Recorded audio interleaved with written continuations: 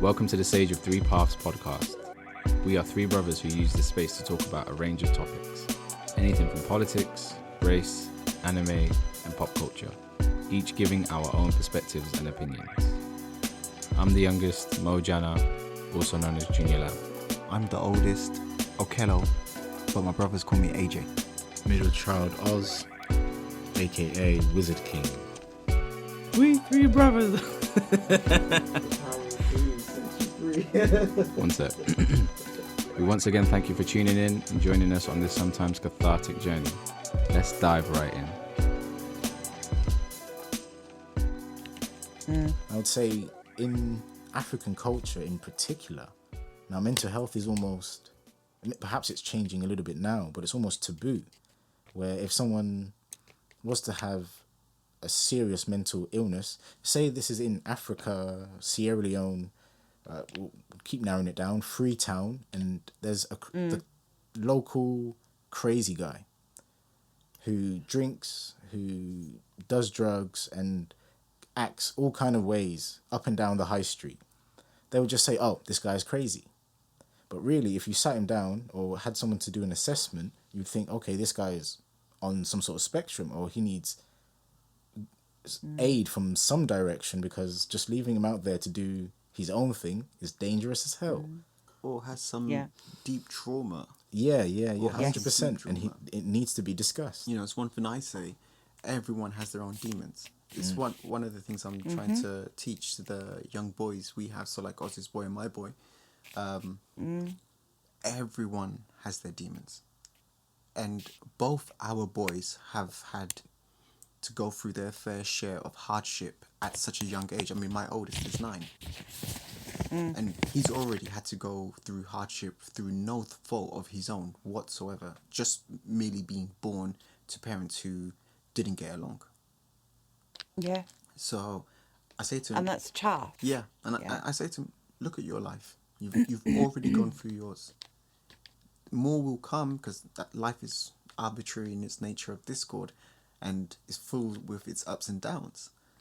But just really important, don't be the person who makes someone else feel worse. Yeah. Because you don't know what they're going through. And that's it, isn't it? And, you know, I was saying yesterday, actually, I was doing a lecture on trauma yesterday, and we were talking about resilience. And this word resilience, you know, we hear it all the time, don't we? Oh, kids, they'll be all right. They're so resilient. Oh, look at that street homeless person. Been through loads. He's really resilient. He'll be all right. And it's overused to the point of almost being dismissive sometimes. Well, you've coped with loads of shit, so you're going to be really resilient. You'll be grand. You'll get on with it much better than somebody else. And, you know, think about what you were saying about that guy. Yeah, the deep trauma that people hold. What? It's not a life sentence trauma. If we didn't have trauma, we'd be robots, because trauma's subjective. It happens to all of us. And something that I perceive to be traumatic, you may not. Yeah, we all experience different kinds of pain. Yeah, so saying don't be the person that makes somebody feel worse is really important to young people. And I think, you know, I've got stepchildren, and, you know, they've lived a lot of their lives on social media, and you see keyboard warriors and these thoughtless, heartless comments that everyone thinks it's all right to make. You wouldn't dare say it to someone in a pub, because they knock you out. But they say the worst stuff in the world online, and it's so flippant that it's translating into real life. And you know, it does make me sad, because people don't really seem to care. And it's much easier to go, oh, look at him, that's the pisshead, or look at her, she's mental, or all these other derogatory kind of terms that we levy at people to just kind of... It's a form of unconscious bias. It's social comparison bias. That's our inherent need to see ourselves as better than others. You know, and that's what that's about. Why don't we just take the time to see what's going on for that person? You know, we can't fix them, we can't change them, but we can help them. And then when they're ready, they may accept the help. So it's a really important message, especially for boys, because boys are, you know, no matter what, you know, let's talk about our mental health, and it's okay not to be okay and all of that. And yet I hear it all day, every day. Man up, don't be a pussy. Boys don't cry. What are you thinking of? And in county lines, for example, I do a lot of work in county lines with the police, and this culture of women and boys and girls as commodities and collateral, and this very depersonalized kind of way we've got of looking at things that really curtail people's ability, to feel emotion and to kind of be empathic, I think. We had a good friend of mine, a fellow writer. She's a feminist writer, social activism as well. And she was saying that our approach to knowledge is quite binary, quite patriarchal. I listened to this last week. This was last week's, wasn't it? I listened to it the other night. Yeah. So, Shouts out Fiona. so we do have the Got to see second what I was part. letting myself in for.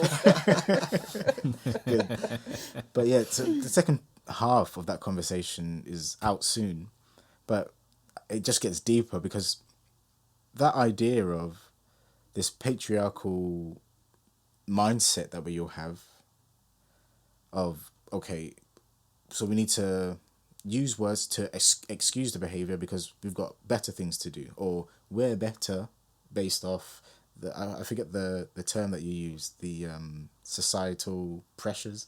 Oh, social comparison Social bias. comparison That term. bias, exactly. Yeah. Now, I've got, because the example we gave of this guy in Freetown, Sierra Leone was quite vague, but I've got a specific example.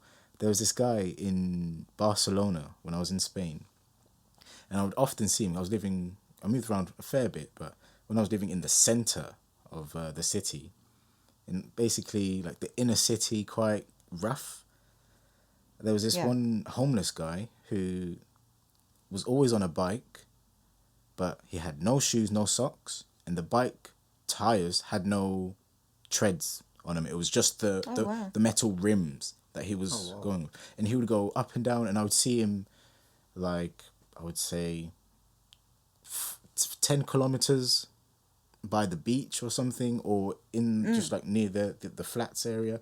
And this one time I saw him outside of McDonald's, well, sleeping next to a bank, because that's what quite a few homeless people do in Barcelona. They go to the various banks and sleep inside where it's as warm as possible. Yeah. But this one time I saw him sleeping outside because there's no space inside. And I had just finished the night shift. I'm heading home. I'm just like, oh, man, let me buy you something to eat. So we went to the McDonald's, which is literally next door. I bought him something, and he didn't say a single word, not even a thank you. Now, for me, that's not the issue. I was happy to just do this thing for him. But as he was going away, I was like, damn, like, I kind of want to have a conversation with him to figure out his story. How did you end up here? Exactly. His story. How did you get here? How on earth did it get to the point where a random guy from London is here buying you some sustenance, and God knows if you've eaten? Where's your shoes? Yeah. Why does the bike not have any treads on? And why is no one else freaking out about this? Why am I the only one thinking like this is broken? This whole situation is broken. Yeah, shocking, really. Yeah. But what's interesting there is the amount of times you said why. Yeah. Hey, your There's favorite the one. empath. There you go. Kindred spirits. Because it's that, isn't it? It's, and I don't know, and I've always had this thing about levels of thinking, and it was very banal and basic when I was a teenager, but I always used to, with people that I interact with, try to decide what level they thought at, because we've got people that think up to about level 3, which is about where I am in the world, where the people closest to me are, what's going on in my backyard, for example, and don't really think too much about anything else. Then the 5s or the 6 who may be aware that things aren't the same absolutely everywhere, but because it's not affecting them, they're not too bothered about it, and they'll talk about it if pushed. And then people that think further than that ask the why, and I was one of the people that always asked the why. because it is that we get the end result, the behaviour, the presentation, whatever it is, and that's always the interest for me is why? How did you end up here? What happened? What was it that took you off down this path? You know, and just listening to you talk there, it's that why, isn't it?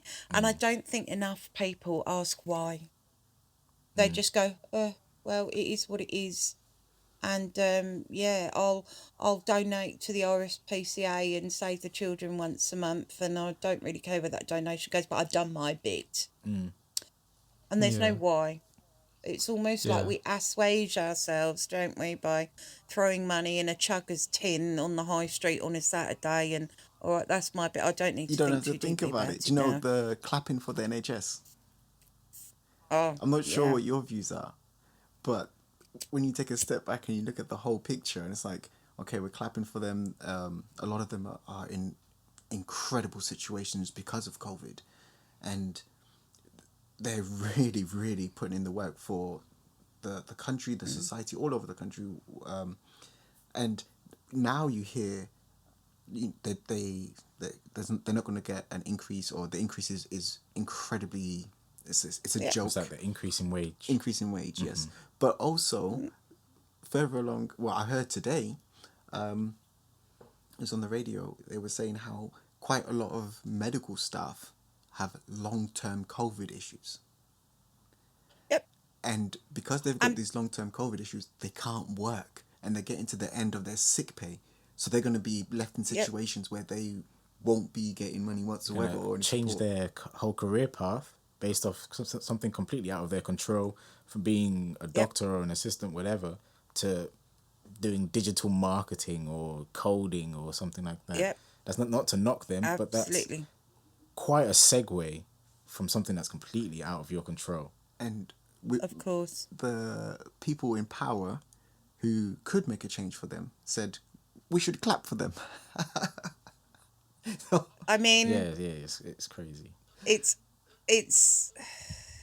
so my friend is quite heavily involved. I'm hoping to become involved at some stage, but she's very heavily involved in setting up trauma hubs for the NHS staff that have worked in ICU throughout the whole of the pandemic because of the PTSD, Yeah. basically, that people are, you know, suffering from. I'm hoping to do some work with her around that. But this whole, well, first of all, I just want to say, clap for the NHS made me really angry because we had all sorts of people that were keeping the country going: the bin men, the cleaners, the domestics, the porters, the support workers, the frontline workers, the hotel staff who were, you know, 1 minute checking Mr. Businessman in and out, and the next minute had their hotels full of people drinking a hand wash and nicking the cleaners' shoes, and very complex behaviours all over the place. And I felt really angry on their behalf because I think they were the unsung heroes, first of all.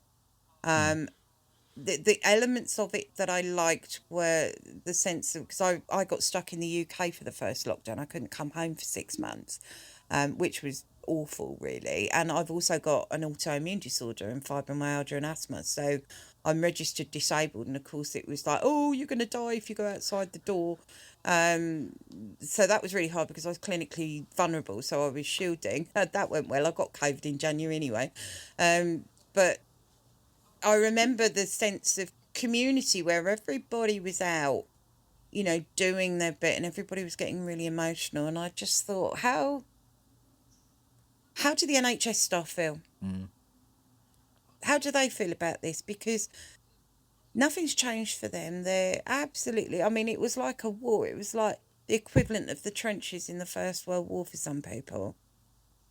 They've got no increase in pay. As you say, they're coming to the end of their sick pay.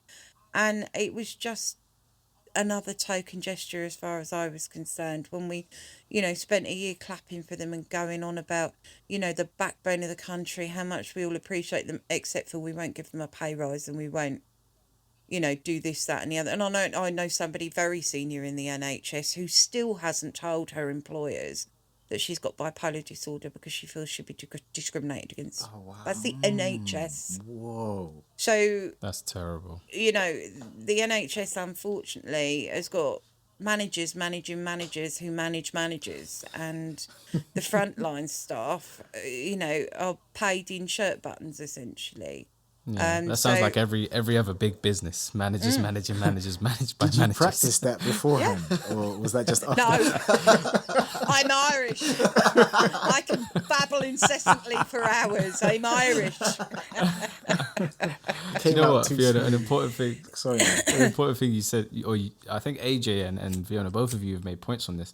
It's almost as if, you know, there's parts of the system, and I think this is specifically Fiona. I remember you said, you know, there was a moment where you got to the center of everything, and you realized that this is actually wrong. The system, or systematically, there are issues that are foundationally wrong. What do you think? What would you change if you had the power But to? before that, what were they? What would you say was a blatantly obvious, in your face, no, this doesn't work? Or was there? Or was everything hidden? The realization for you that the system's broken. Okay, that's a really deep question that could take about 5 days to answer. And with me, probably 10 actually, but we'll try and keep it brief. So the first thing, things being sold off, things being managed by people who don't understand frontline risk, the work involved in people on the front line, the jobs, people that are business managers or people that have done degrees in, you know, kind of finance or whatever, that don't have a clue about the human part of the cog in the wheel. So that's the first thing. People with no real lived experience of whatever area they're working in being brought in as bean counters, essentially. I was a safeguarding commissioner briefly, very briefly, in London, in Westminster and in Camden.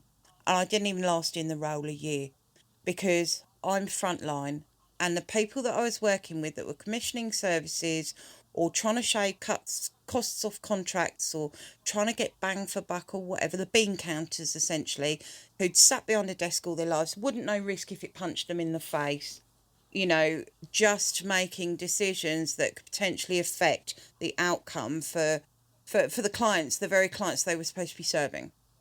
You know, so that's a really big thing for me. The second thing is the way that, you know, the integral services, mental health services, NHS, the police, the probation services, the prison services, everybody worked in silos. Even though we like to cheer about joined up working and, you know, teams around people to give them the best, that was a load of old tosh. We worked in silos, so everyone was really precious about the work that they were doing with people. You'd need a bag full of gold rings and to trek through Dante's 7 levels of hell to get any joint working done, because it just never happened. And so people not talking to each other, people not, you know, putting integrated services around people. And then the third thing was just completely losing sight of the people they were supposed to be helping.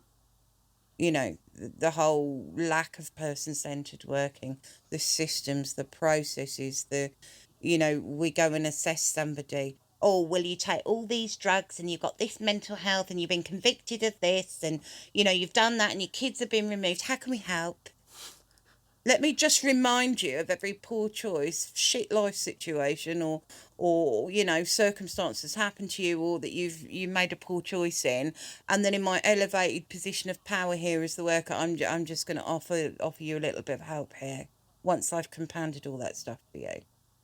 So, I mean, they're the three things, and the other thing is this fanfaring that we do in the United Kingdom. Oh, well, we're going to do this and we're going to, you know, put money into that. I mean, the domestic abuse bill, for example.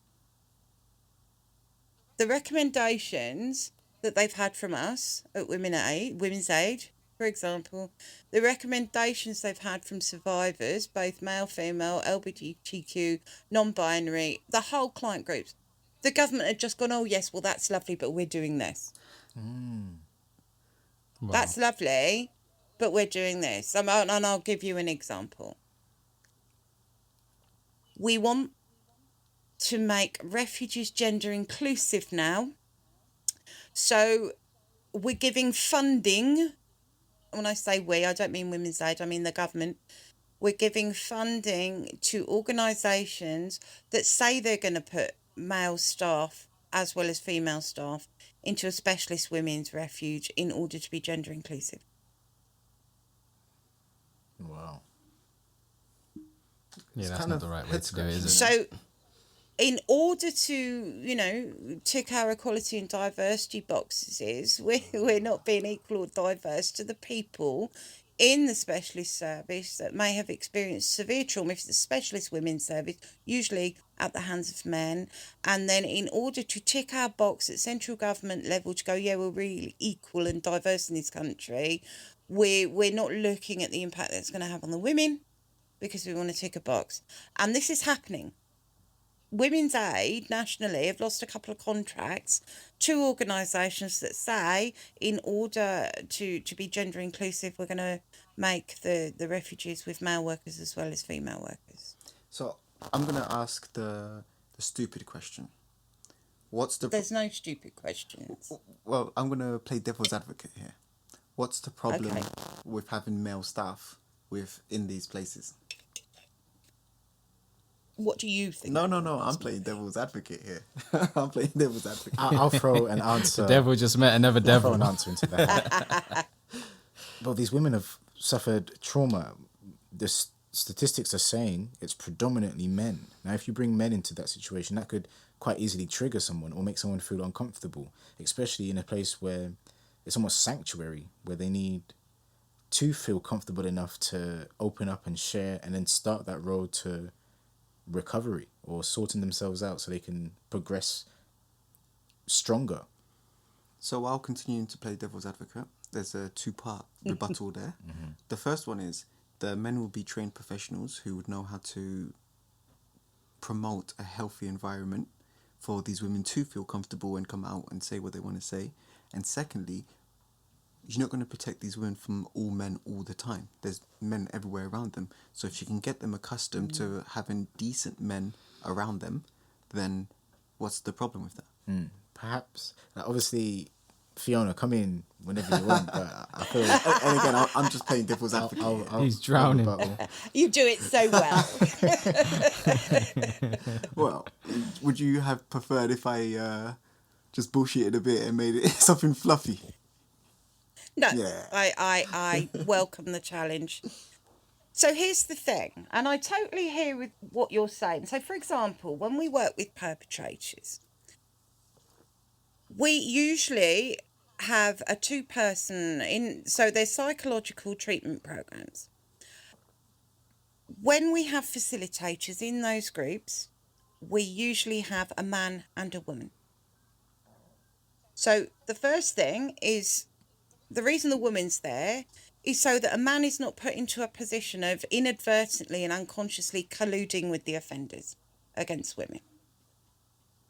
Then the man is there to make sure that the woman isn't unfairly treated or discriminated or kind of being put in a position by the male offenders, if that makes sense. So strictly, and in Home Office accreditation, which we all have to do in order to facilitate those programs, them was the rules, lad.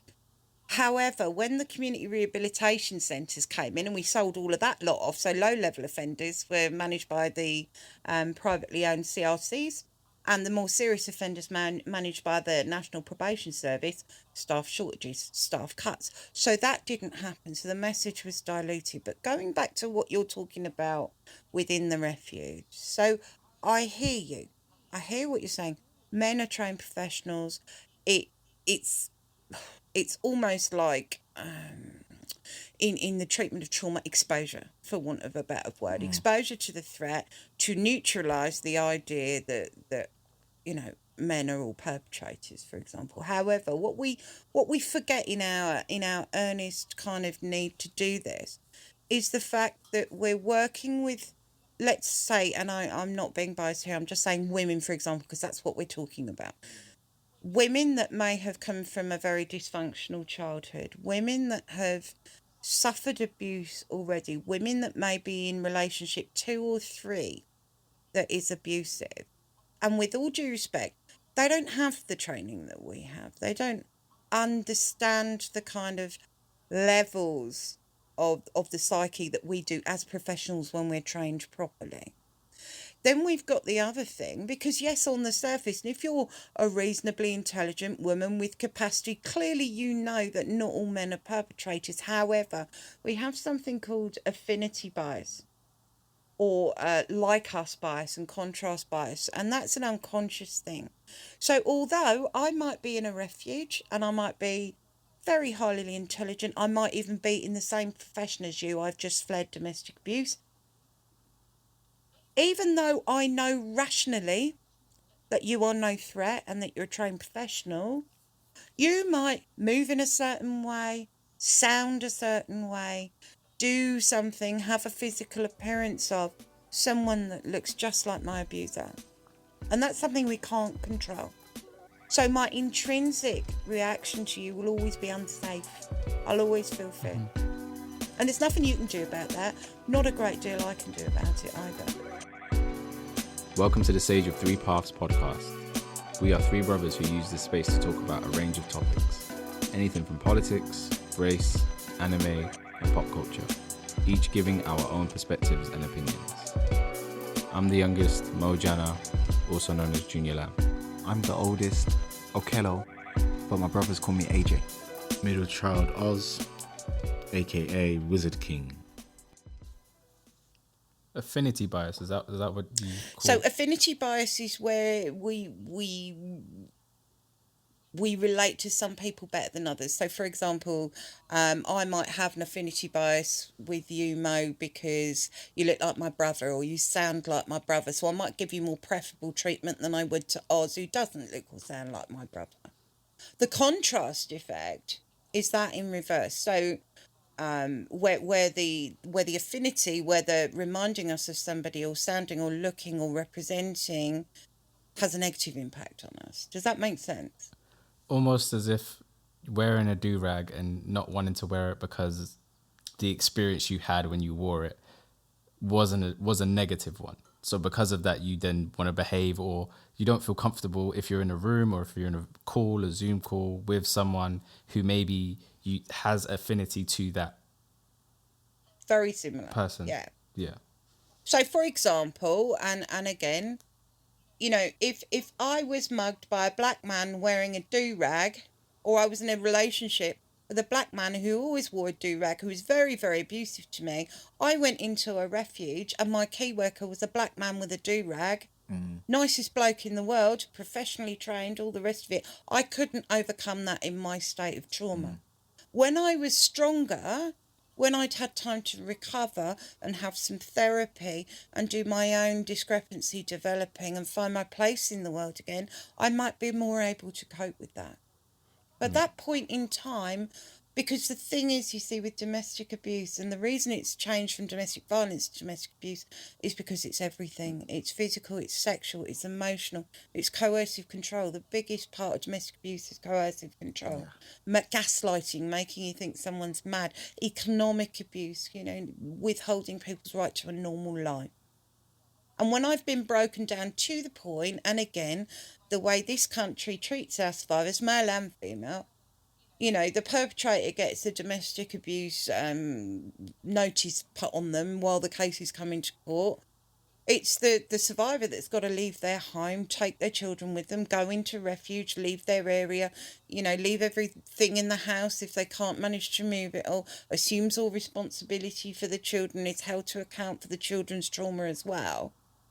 And then you chuck in somebody who looks like my abuser on top of that in a place where I want to feel safe. It's going to be impossible.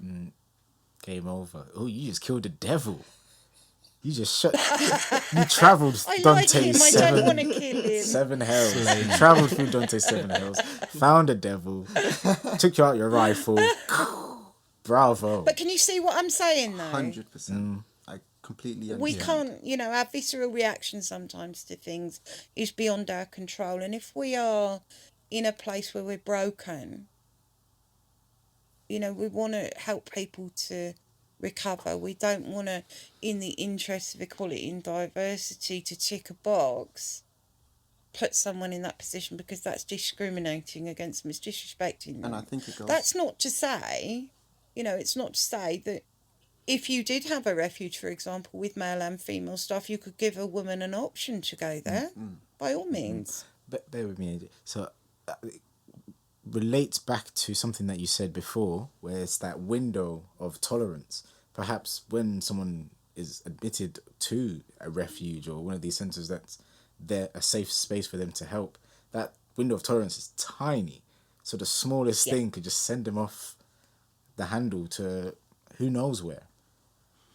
Well, most of the time, if someone's got to a place where they're going into a refuge, they're in what we call hypoarousal, which is where they're so overwhelmed, so disconnected, so broken down, so distraught they don't even trust their own judgment. You know, we've got hyperarousal, which is where we're anxious, we have the racing thoughts, you know, our minds are going 9 times the we're like that, and we meet ourselves coming back. But when things become too much, we go into disconnect. It's called hypoarousal, where we just flop out.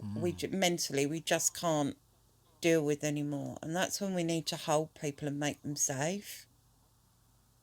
And that's in all the work that we do, not just in domestic abuse, but in all the work that we do. Well, it goes back to what you were saying, where it's the people who they're not on the front lines who are making the decisions. Yeah. It's a perfect example Yeah. of that.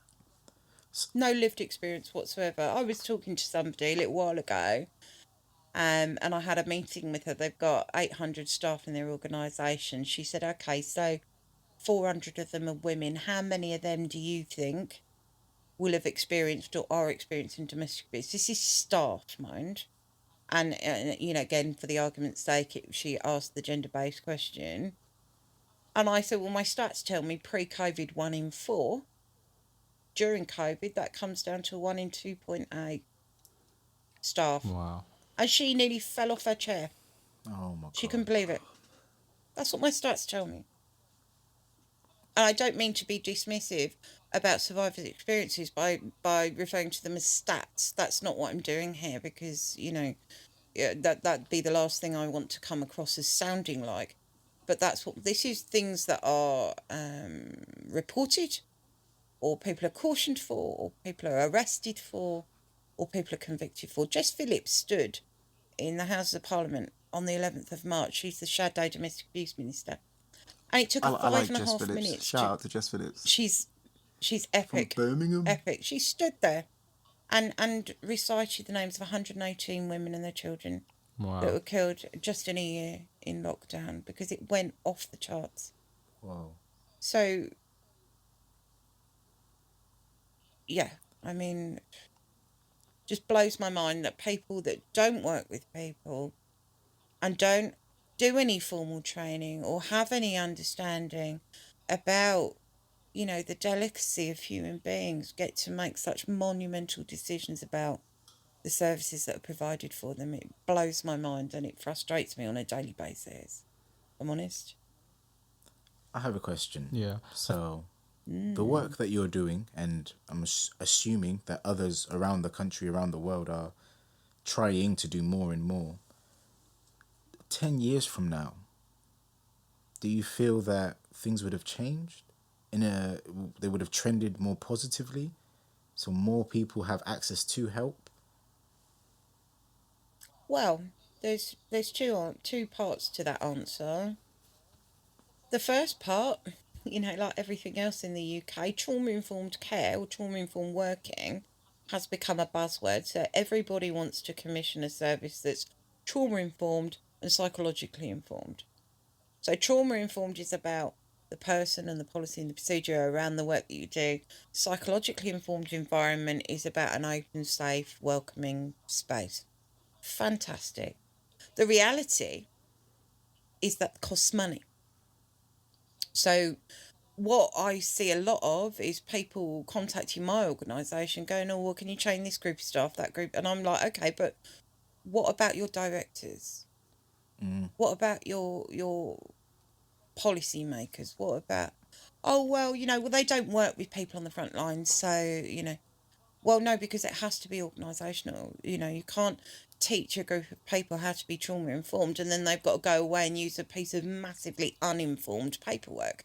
It doesn't work like that. I've got a really terrible analogy to see if it goes along with what you're saying.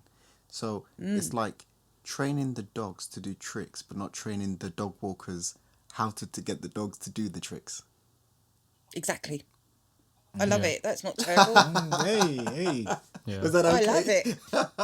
Yeah. Yeah, I actually have a like it. friend, and him and his father run a business, and it is I think it started off as a charitable business, and I'll get the name and hopefully add this to the Whoops, to the sorry. description, so it's all right, and add this to the description so we can I guess people can reach out. But yeah, what they aim to do is going for management in businesses and basically teaching them racial bias training.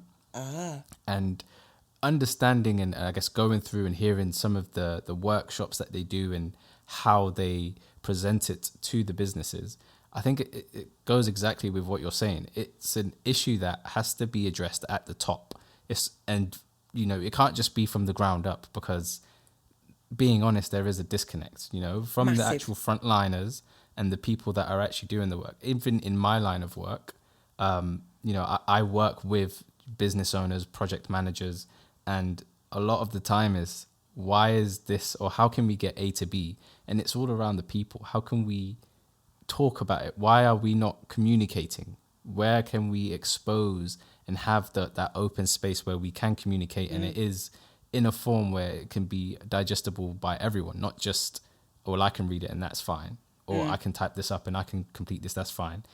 It's creating that safe space. And I completely agree with the fact that, maybe in 10 years we need to, or maybe now actually, in fact, not even maybe, we should. We should, and it should have been happening.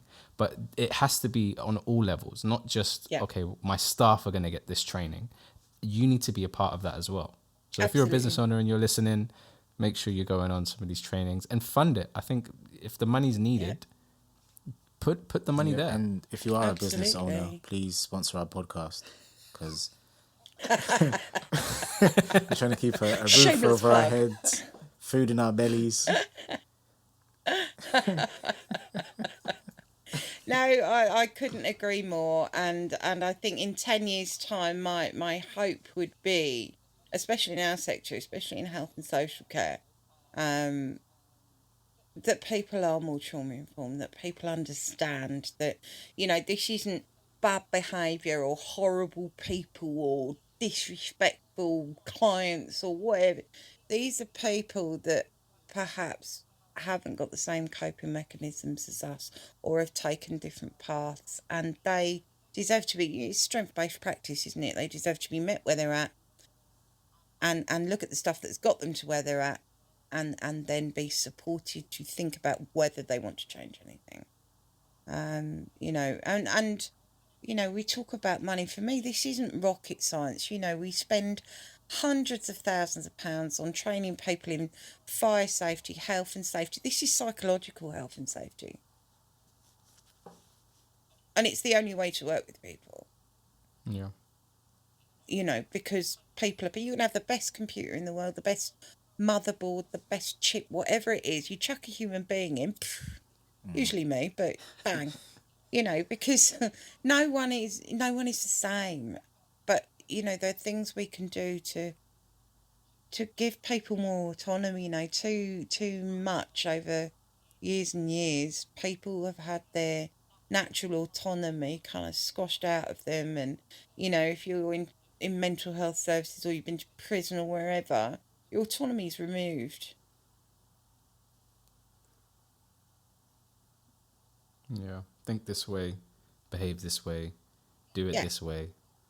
Or else. Yeah, exactly. Yeah. That's always the caveat, or else. Yeah. Or we'll come down on you.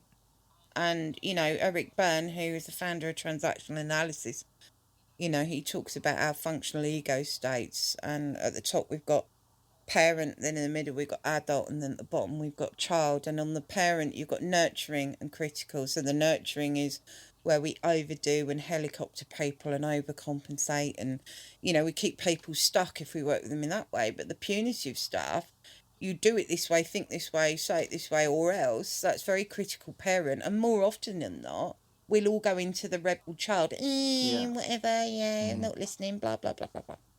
And why people can't see this is absolutely beyond me. But then I spend too much time. But that's the thing, thinking. because you do spend too much time thinking, and the career you have, there are certain things which are obvious to you, and there's a saying which it was told to me many years ago, but I'm only really starting to understand it as an adult. It's the answer's only obvious once you know it. Now, for a personal experience, for me, was in that training I had with you. There was somewhat of a revelation on, and since that training, there's certain things we spoke about which I'm adopted into my own life. One in particular is understanding why I am requesting something of someone, and that can be from like my baby, it could be my brothers, it could be anyone. It's like, am I asking this for myself to make things easier or better for me, or am I asking it for them? And now that I know, it's like, yeah, that's so obvious. But you know, it's one thing I was saying on that podcast you listened to. There are certain things which we're just not taught, and there's this concept of common sense, but I'm not too sure what should be considered as common sense, because there's a lot of things people just don't know. Well, I hear you, but I think, common decency and kindness, people should really know. They should. I agree, they should.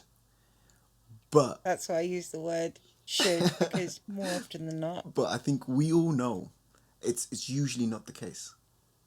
You usually have to be careful when you're dealing with new people, because there is a chance that there is someone there who's very willing and ready and in a position in their own lives where they will use you for everything you got and leave you hanging on the sidewalk. Yeah, it's interesting, isn't it? And my husband doesn't trust anybody. He's very, I don't trust you until you prove that I can trust you. And he's very closed and and he says to me, look, how can you still believe that people are good having done what you've done for such a long time?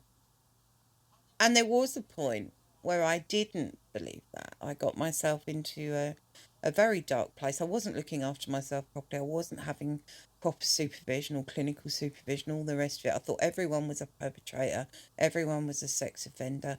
Everybody was, a dark soul, as it were. And I got myself into a very dark place, but it didn't last long because I'm kind of I'm quite a natural optimist. So for me to be in that place was quite difficult. But I believe that people are inherently good unless, we know for sure that they're narcissistic or psychopathic or, whatever. And we all carry elements and traits of personality difficulty. All of us do.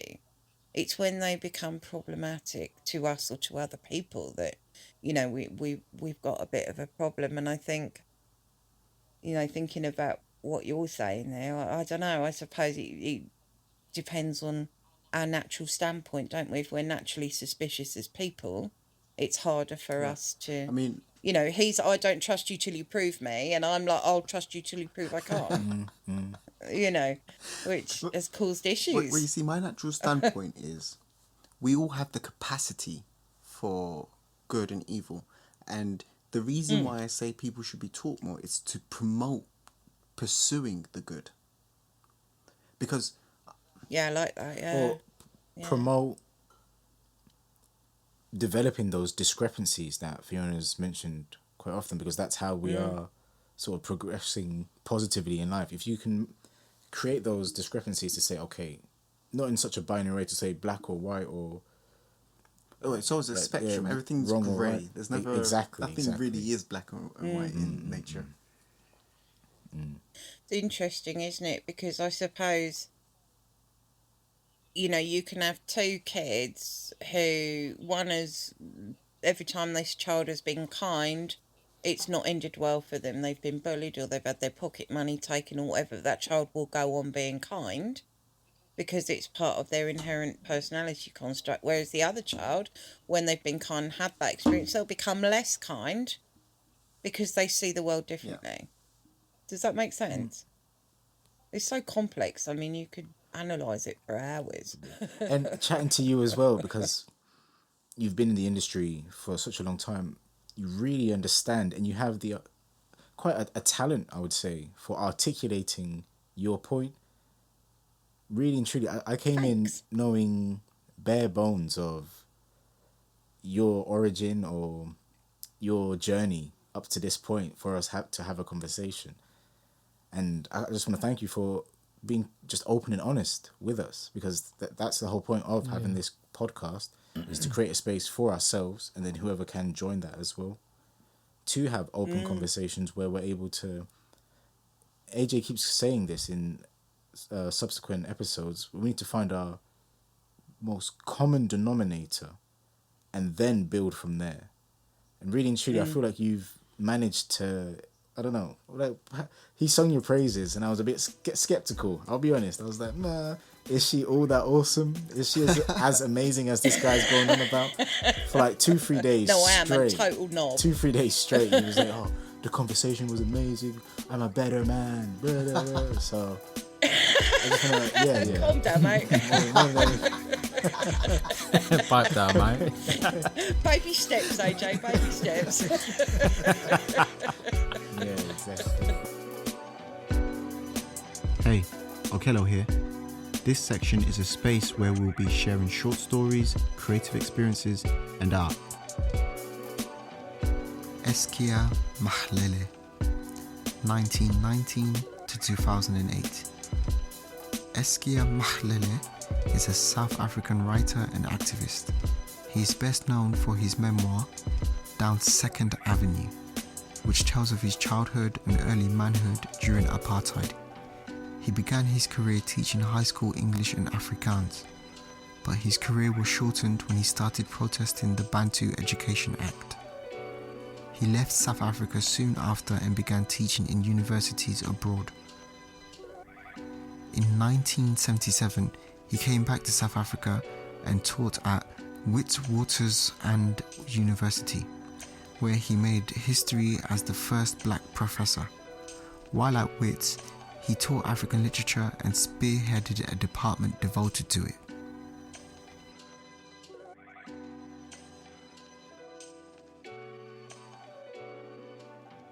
With calmness and stillness, it comes to an end. We hope you found some gems and go away richer in soul and spirit. We're showing you the 3 paths of the sage. Your path is your own. Which path do you follow? Until next time.